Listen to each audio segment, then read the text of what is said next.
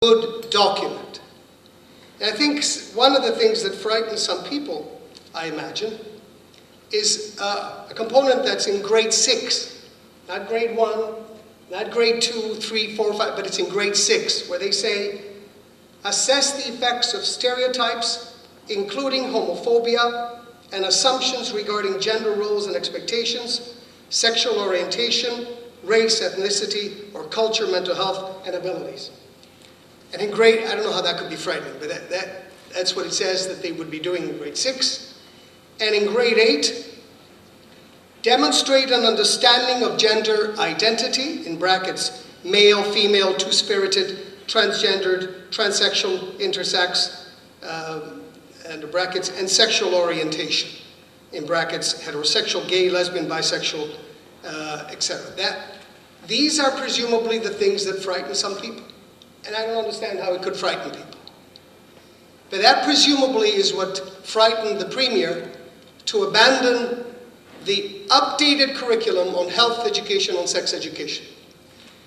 And unless we push the government, the Premier in particular, because the Minister of Education has power in as much as the Premier gives her that power, if we don't lobby the Premier, this new curriculum simply won't happen.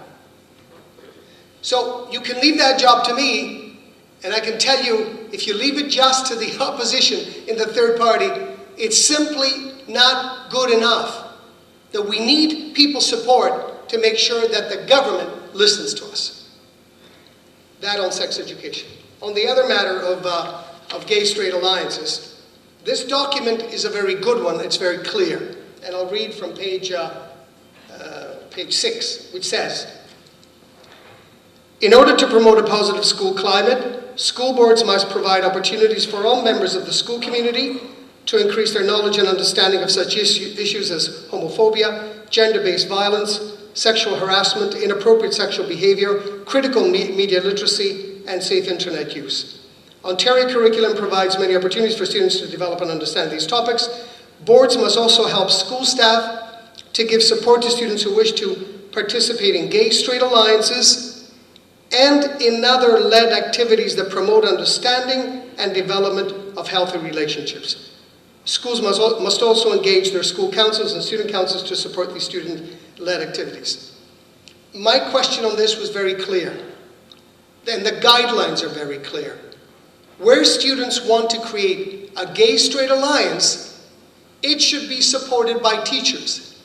It doesn't say that Catholic schools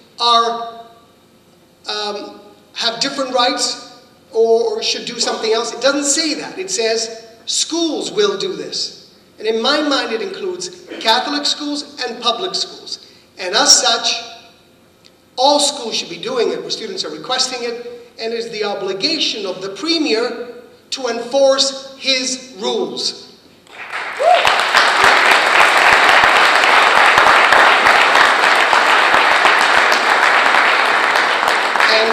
The Premier, in response to my question, went on to wherever he wanted to go and said that the Catholic school boards, in this case, because we're talking about St. Joe's, will do whatever is appropriate to be done. I'm not paraphrasing because I have the answer, but it would take too long and Ken is going to cut me off. But the point is he didn't answer the question and is not enforcing his guidelines, where I argue they're good guidelines and they apply to all school boards. To both of these questions and any other issue that affects us in general, if we do not apply pressure to the governing party, and indeed the opposition parties, but particularly the governing party, we're not going to get the response that we deserve. And so it means that people have to become engaged, that it's not a job that you can leave others to do, and that wherever we are, we could be lobbying our members to represent your views, in this case, enforce the guidelines as have been written, which presumably have been supported by the government, otherwise why would they be there? And unless we do that, unless we get involved, unless we push, we simply are not going to get what we deserve and what we are entitled to. And Ken, I'll leave it at that. Thank you.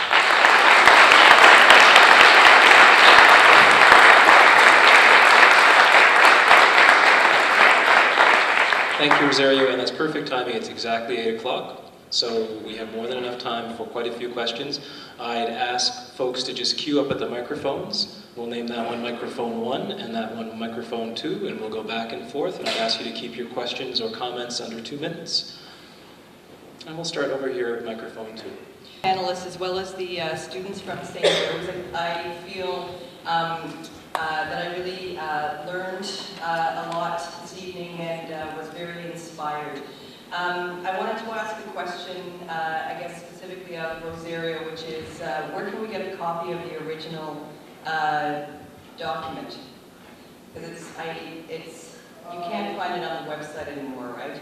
I think just in terms of your encouraging us to push.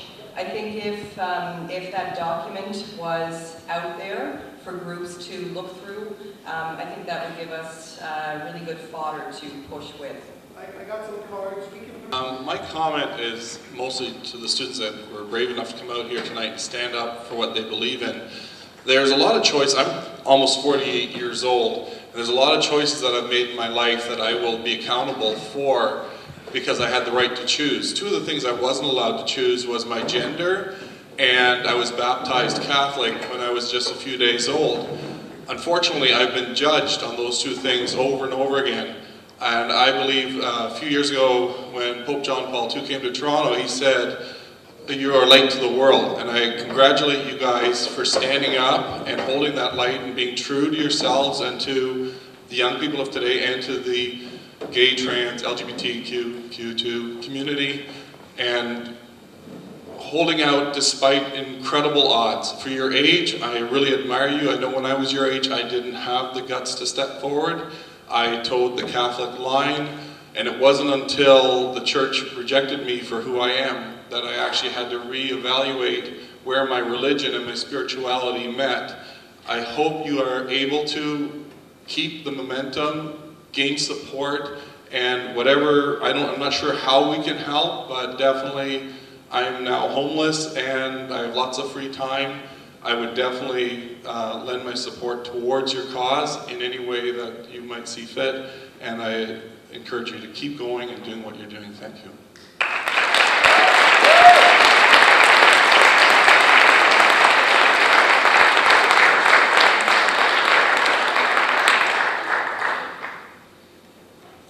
I'm short.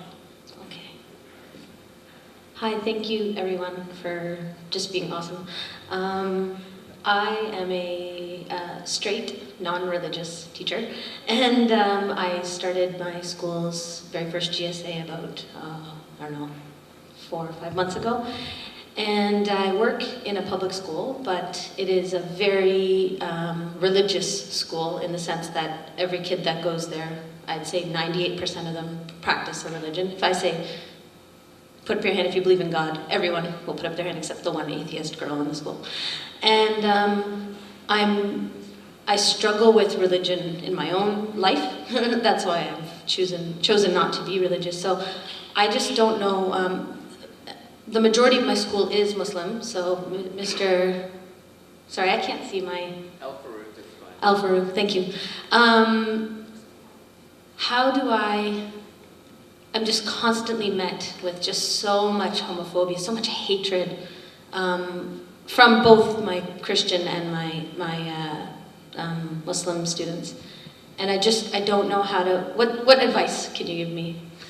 I don't know. It's such a why. I guess I'm just looking for some words of encouragement. Good luck, or, you know, it's a big question, I know. Sorry, can I ask your name? Oh, sorry, my name's Rupa. Rupa. Okay. I don't know whether I have a short answer for you. It's something that I also grappled with.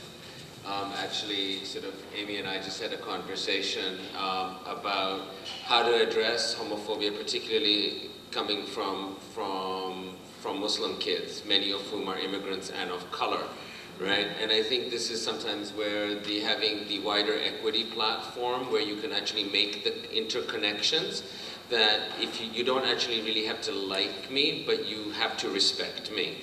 And because if you want my respect, then you need to also give respect. I think that's part of a larger strategy that we have to come up with. I'm happy to continue this conversation with you. I'm not sure there's a single or a quick answer to it. I think it's a long-term project that we do need to deal with, particularly because we do see a growing tide of social conservatism in the name of God being perpetrated and perpetuated upon us, whether that's a Christian God or a Muslim God or a whatever God. But it is something that is happening across the board, and we see this in the Bible Belt, in the Christian Bible Belt in the United States and in Canada. And I think that strategies do need to come out, do need to be thought of, and the intersectionalities between hate and prejudice and marginalization need to be brought forward so that straight Muslim kids understand that what they might go through because they're Muslim, that a queer kid is going through because they're queer. And my partner is Muslim and black Nova Scotian, and he says, call me a fag, it hurts me in the same place as it hurts me when you call me a nigger, right? So if people start to understand that, maybe the hate will subside, right? But I'm happy to talk to you after. Thank you. I'm not an atheist, but I tried to start reading the Bible. After like Genesis 2, I closed it, I got angry. So I'm gonna try and go back to it, but I got really angry and just was like, bah! And it's just been sitting there. So I'm trying because I want to know. I say it jokingly in a light way, but I say I want to know what my enemies are reading. It's a joke because I really do want to respect the people that have their religious views and respect. I do respect my students. But I don't understand them and they don't understand me. So I'm trying to bridge that gap. So thank you for this evening, all of you. If I could also respond just educator to educator. Yes. In our workshop that I was talking about, we have and I could give you this after as well too, and there's one, religion and cultural objections.